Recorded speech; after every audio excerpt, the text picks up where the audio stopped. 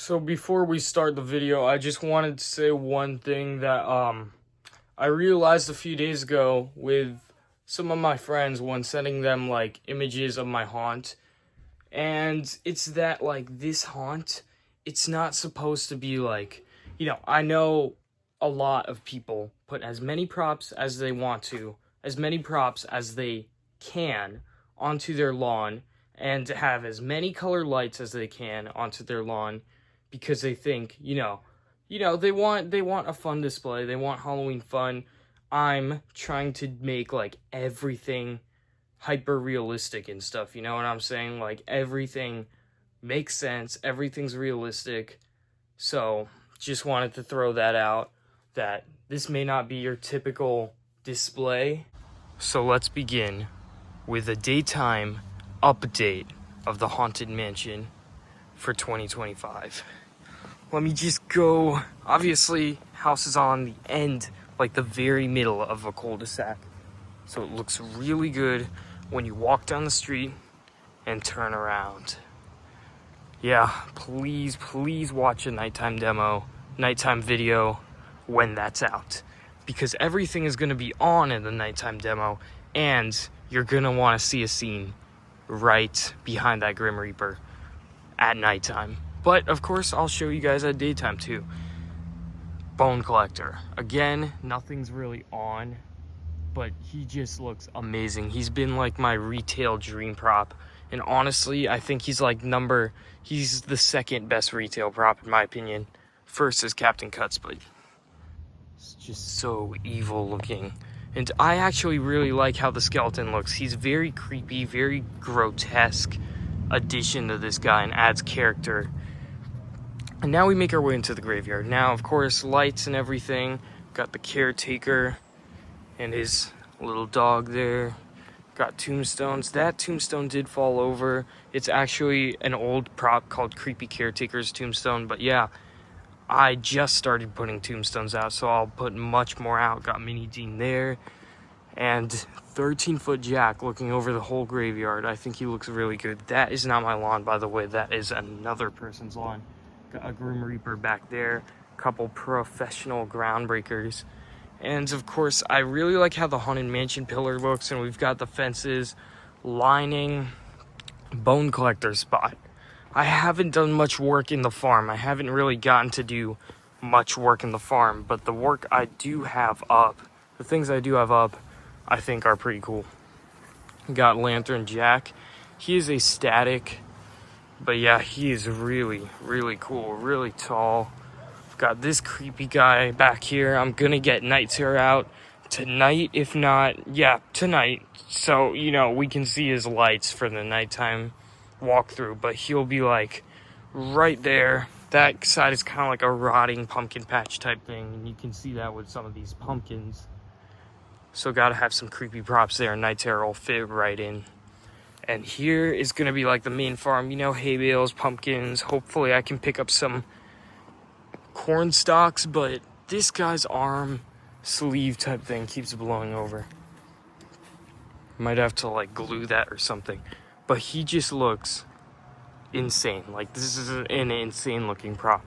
This obviously fell. I might need to glue or tape that again. But yeah, he looks really, really cool. Love the way he looks. And now I think this scene is really cool.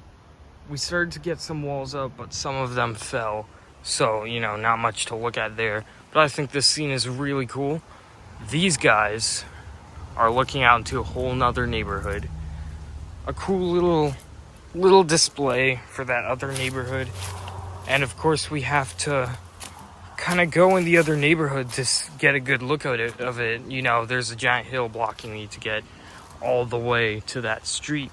So this is the best look we're gonna get. This is basically what the other neighborhood sees, just a little farther away.